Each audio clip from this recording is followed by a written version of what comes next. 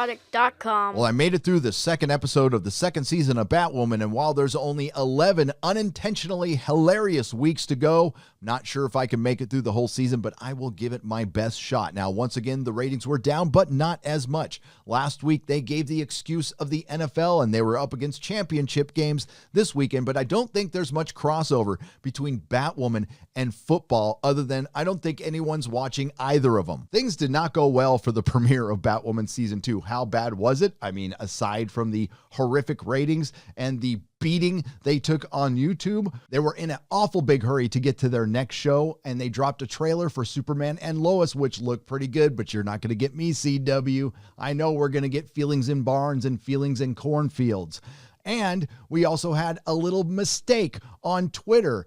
Oopsie. Considering we're only 2 episodes in, I can't be that hard on the show, but it's pretty clear that the quality really hasn't changed. It remains the same dumpster fire it's always been, and the loss of Ruby Rose's Kate Kane, only to be replaced by Javicia Lesley's Ryan Wilder, is just a zero-sum game. It's the same bad, it's just a little different, but I will admit, I will concede that Ryan Wilder will be an inspiration to young black women who talk to their plants and live in late 60s vans down by the river around the world. Now, in my Star Trek Discovery review, I briefly discussed Joseph Campbell's hero's journey, and then we also discussed the hero's journey, which is, you should have listened to our hero all along, but we have a brand new one now, the victim's journey. While Batwoman gets better ratings than something like Doctor Who here in the States, it has a very similar trajectory down. In season 1, the first 2 episodes received 1.8 million viewers and 1.4 million viewers. This season, week 1 was 663,000 live overnight viewers, which has been adjusted to 659,000, but they did move the 18 to 49 demo up from 0.10 to 0.15. This week, the 18 to 49 demo is a 0.20, but the overnight live viewers are 642,000, and companies actually pay money to advertise on this show. Now, over at Rotten Tomatoes, the score has dropped from the last time I checked, 30% on the audience side to 20%. But the critic score has gone up, and we have a few more to expose as absolute shills this week. Alina Vargas from the AV Club Top Critic says this show seems to be in good hands with Javicia Lesley. Jessica Mason, the Mary Sue. The new Batwoman is a more accessible and fun character than Kate Kane, and that's a very good thing. And Javicia Lesley is an instant star. Alex Page, Pagey. Javicia Lesley shines as Ryan Wilder, the new Batwoman, despite some shortcuts with the writing to explain the changes from Season 1. Batwoman Season 2 starts with a pow and a bang. Alcee Rengifo from Entertainment Voice. The intentions of Batwoman in terms of pop representation are so welcome you can almost forgive the absurdities in the plotting. How quickly they abandon the Alphabet Crusader. Now, there's a bit of a hangover from last episode, but you can tell they're trying to get by this Kate Kane is missing thing as fast as possible without actually confirming her as dead because of the bury your gays trope. So they will never ever do that. There will be a little bit of a mystery, but it will eventually be forgotten because Ruby Rose quit the show and she is never, ever coming back, and they are trying to insert Ryan Wilder's Batwoman as fast as possible. At the end of the last episode, she beat the face off of Tommy Elliott. What face did she beat off? Literally, Bruce Wayne's face, because they wanted to symbolize how powerful our new victimized Batwoman is by beating the crap out of Bruce Wayne. We also found out at the end of the last episode that someone named Syphia took credit for sabotaging Kate Kane's plane, which enraged Alice because she had some diabolical plan to have Jacob, her father, kill Kate Kane, her sister, with the kryptonite bullet. But that is obviously off the table because Ruby Rose quit. So now it's time for a new ingenious, diabolical, evil plan. Apparently, Greg Berlanti's intersectional feminist writer's room paid attention in gender studies and nothing else. According to Alice's dead brother, bats eat rats. Because bats eat rats, Alice. So Alice's big plan is to duct tape a rat to Mouse's body, The rat would eat Mouse and ingest the toxin. Then the rat would attract bats. The bats would eat the rat, and they would ingest the toxin as well. According to PestNet, bats hunt at night and locate their food using echolocation, which involves sensing the rebound of high-pitched squeaks, much like a radar system. In other words, you can't just toss a rat out and expect a bunch of bats to show up. They're not sky piranha. So she tapes the rat to Mouse, the rat eats Mouse, the bats eat the rat, and all of a sudden they have glowy eyes and they're filled with toxin. This will be very important to the plot later. So begins the victim's journey. Our first scene takes place 2 months before the current events, and Ryan Wilder is dressed as a cat. Remember Catwoman? It's Halloween, and Ryan wisely decides to move her van from down by the river. And I live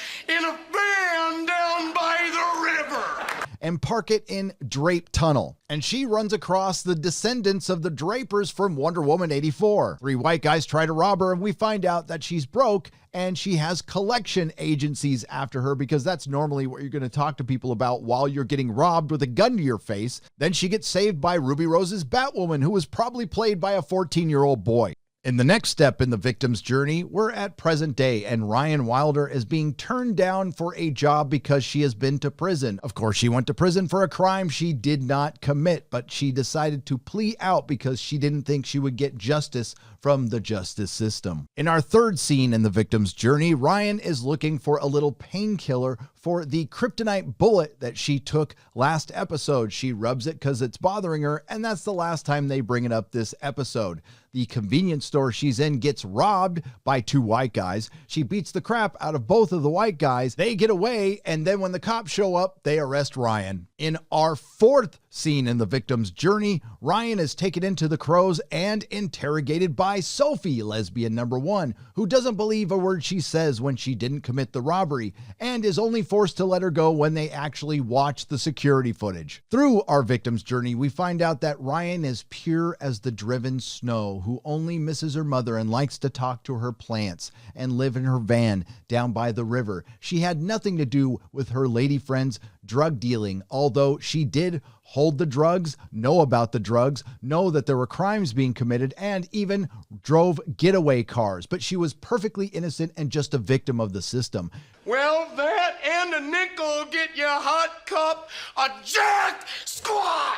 And apparently, where they lived didn't have a door you could walk out of. I would worry about what kind of message Batwoman is sending, but considering that only about half of the 642,000 people watching are doing it unironically, it's harmless. So Jacob knows that his daughter was Batwoman, and he decides to interrogate his daughter Lucy, who in my last video I called Mary, and Sophie is interrogating Minnie Fox. They both lie about knowing anything about Kate Kane, and that's that. Then we have Sophie walking past Julia Pennyworth, and they have a lesbian stare down, and they're mad at each other, and we have some more secrets and feelings in hallways and at a stairway. And this brings us to the other CW-ism aside from feelings in hallways, feelings on rooftops, feelings in the Batcave, feelings in the Hall of Justice.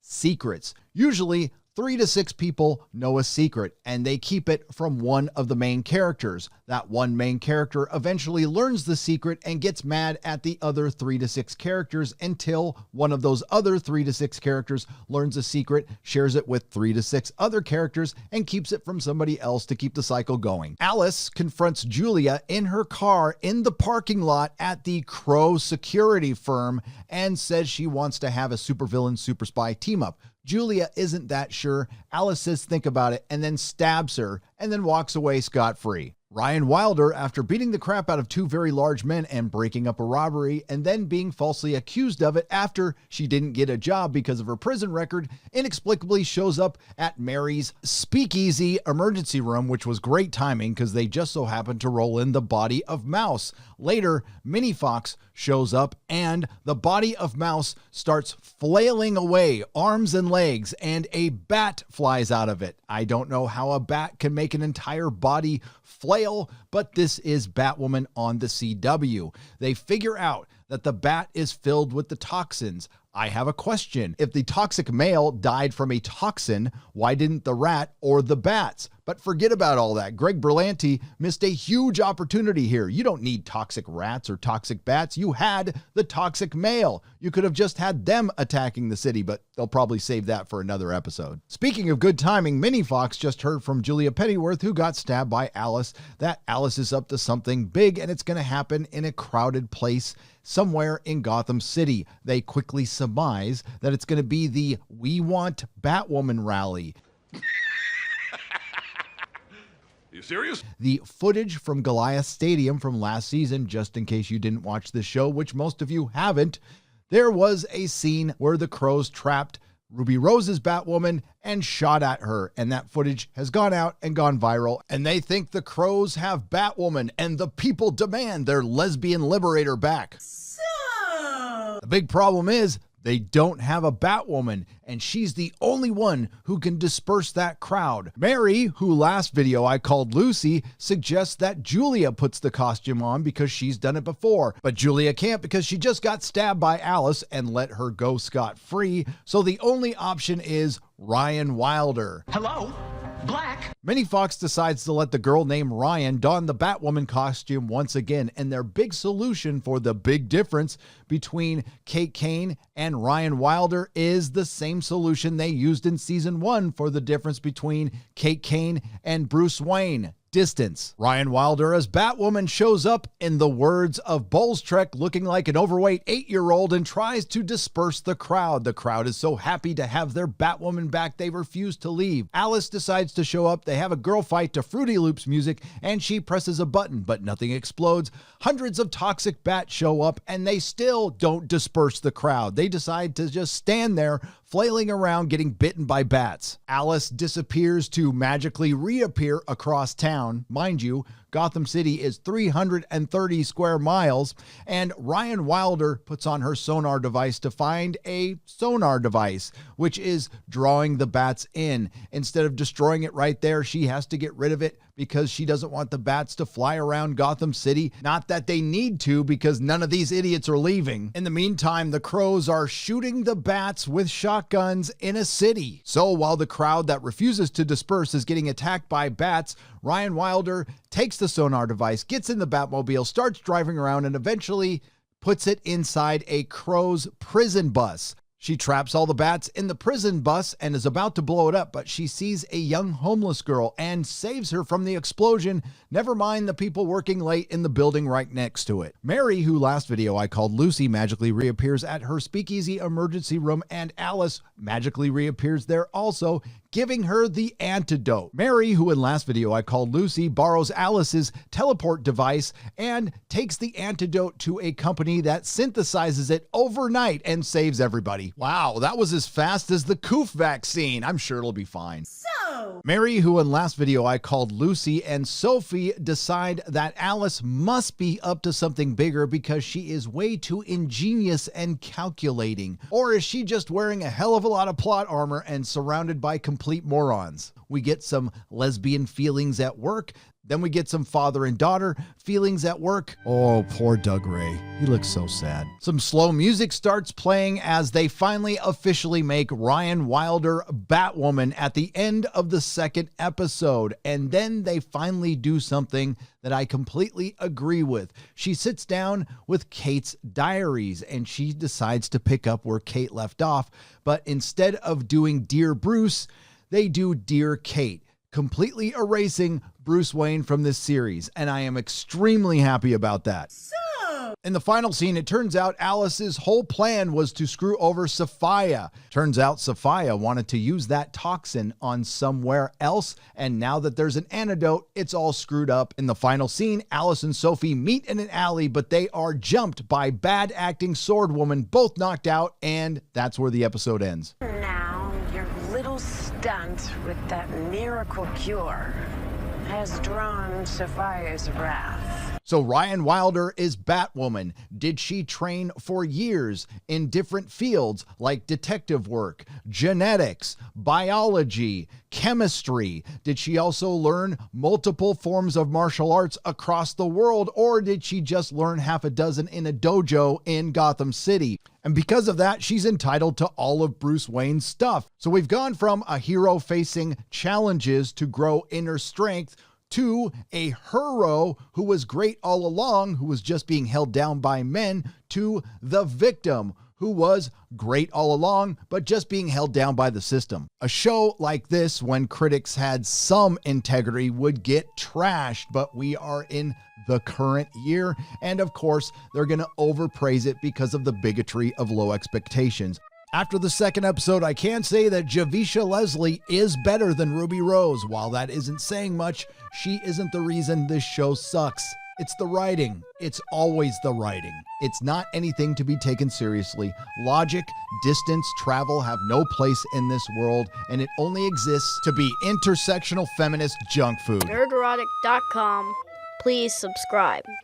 If you like what I do, please consider subscribing to the channel and liking and sharing the videos. It really does help. You can also follow me on all the social medias below. I will see you in the next video.